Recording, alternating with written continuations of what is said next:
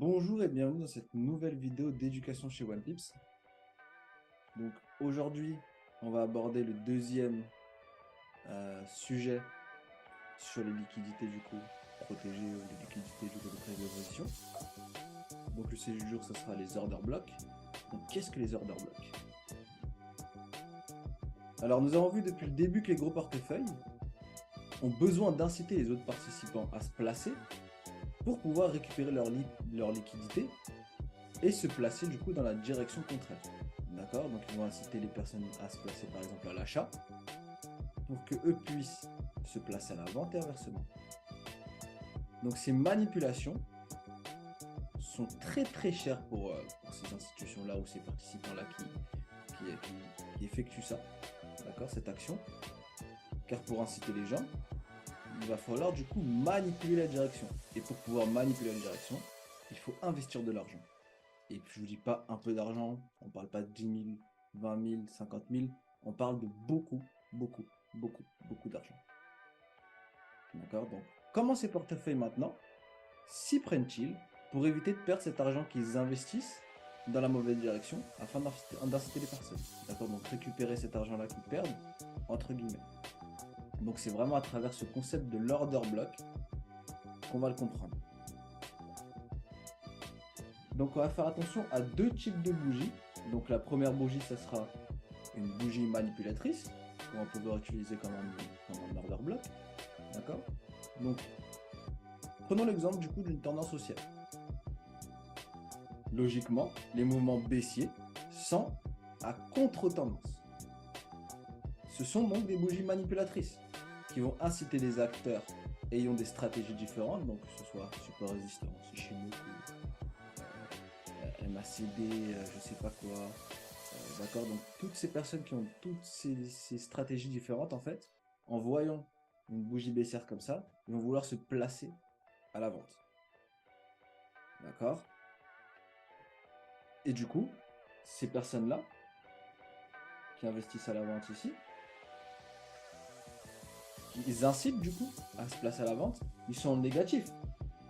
Lorsque le marché maintenant, qu'ils ont pu acheter du coup à ce niveau-là, et que le marché maintenant il décolle, il reste des ordres négatifs dans cette bougie. D'accord? Donc le marché, lui, qu'est-ce qu'il va faire? Il va revenir en fait sur ces ordres-là pour pouvoir les clôturer avant de laisser ce mouvement-là initial, d'accord, ce mouvement que vous voyez ici, continuer.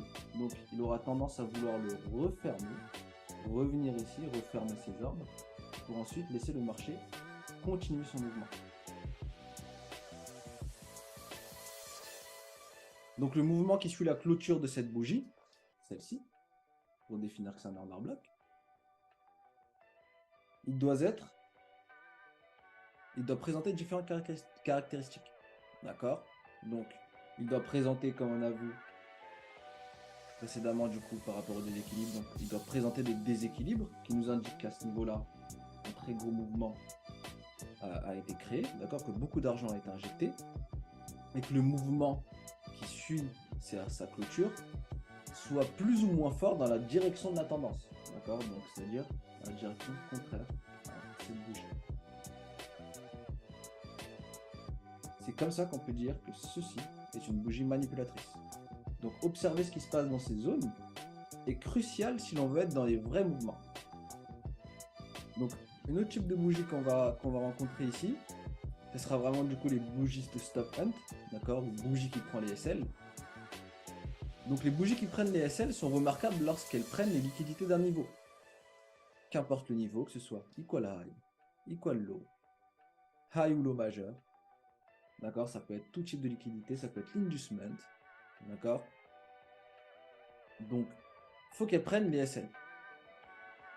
Ces bougies vont prendre la liquidité avant d'effectuer le mouvement unidirectionnel avec des déséquilibres. D'accord? En général, du coup, je mets en général avec des déséquilibres. Donc là, par rapport à ici, c'est un peu particulier parce que du coup, les déséquilibres vont être présents selon du coup la zone dans laquelle ils se trouvent. D'accord? Donc dans un range, parfois, il n'y aura pas de déséquilibre, mais du coup, on va pouvoir voir ces détails un peu plus tard, d'accord, dans les chapitres. Vous focalisez du coup sur ceux qui ont un déséquilibre et qui ont un mouvement unidirectionnel, d'accord, à la clôture. Donc on voit ici, ça prend les SL, d'accord. Donc pour délimiter notre zone de liquidité,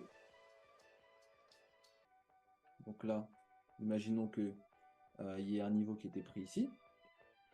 Donc pour délimiter tout ceci, on va prendre toujours la bougie qui incite, d'accord, la bougie qui va inciter les personnes dans la mauvaise direction, donc qui est ici. Ensuite, la bougie qui prend les SL, donc à ce niveau-là, imaginons qu'il y a un niveau qui était précis, donc c'est ce niveau-là, c'est cette bougie-là qui a pris les SL. Donc nous savons maintenant que notre zone sera toute cette bougie-là, d'accord, délimitée par cette bougie-là, ces deux bougies-là, pardon, ici. Ok, ces bougies sont très importantes, d'accord, dites-vous, parce que ce sont des bougies que le composite man aura vraiment tendance à fermer dans l'immédiat. C'est-à-dire que quand vous voyez ce type de configuration là, d'accord, donc là c'est vraiment pas une pattern, hein. Vraiment une chose, c'est vraiment pas une pattern, dans le sens où il y a beaucoup de bougies qui vont ressembler à celle-ci, d'accord. Ça va vraiment être le rôle, et son rôle, ça sera de prendre les SL, d'accord, d'un niveau. Donc, souvent nos setups, en fait, ils vont se faire dans ce genre de bougie-là, donc bien comprendre et bien identifier ce rôle-là, vous permettre du coup de bien identifier vos zones d'offres ou de demande. Donc comme je l'ai dit, vous allez avoir beaucoup de bougies qui vont ressembler à celles que je vous ai présentées précédemment, donc que ce soit la bougie manipulatrice ou que ce soit la bougie qui prend les SL. Donc il faut comprendre le mitigation, la formation des structures, donc tout ça afin de potentiellement déceler où se trouvent les injections de liquidité. Parce que ce qui vous intéresse, c'est de savoir où sont les vraies bougies où sont injectés l'argent, d'accord, qui vont potentiellement du coup devenir notre zone d'attrait. Donc directement, on va voir des exemples sur le marché. Donc ici, on est sur l'argent en 6 mois, d'accord, une très très grosse unité de temps. Donc on voit bien là une tendance haussière, d'accord, qui est ici. Du coup, à ce niveau-là, par rapport à cette tendance haussière, on a bien une bougie ici qui a contre-tendance. Il va inciter les personnes à vendre pour pouvoir acheter.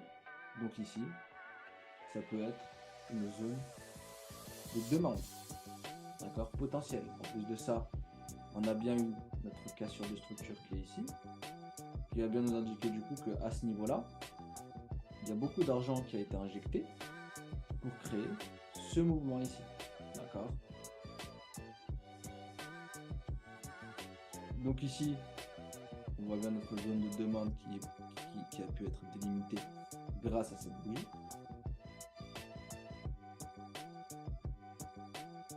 On a là maintenant la réaction dans cette zone-là, d'accord. Et enfin,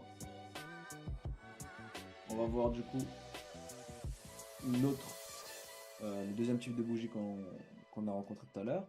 Donc ici, ça va être du coup la bougie manipulatrice, d'accord. Donc comme je vous ai dit, c'est une fonction.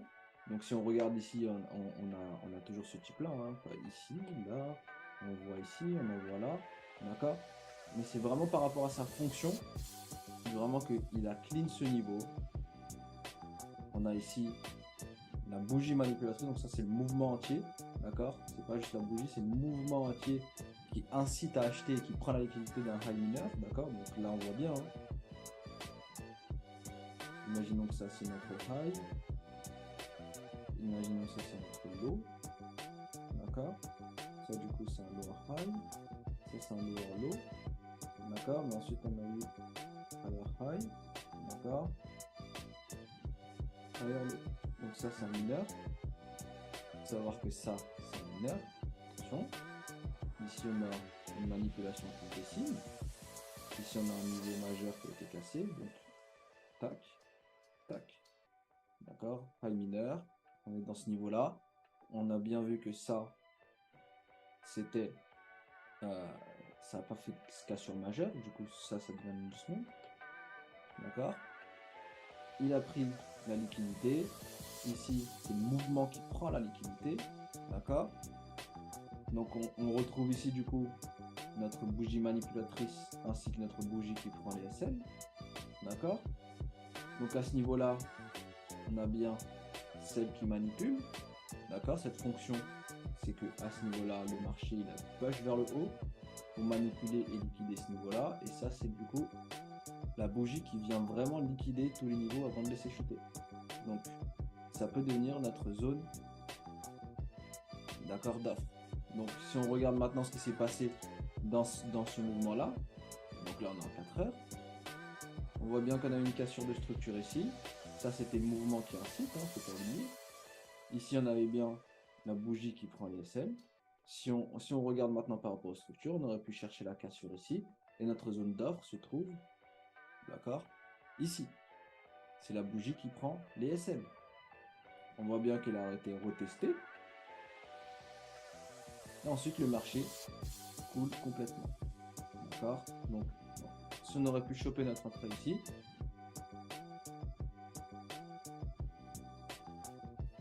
du coup, ce serait pour viser des plus bas.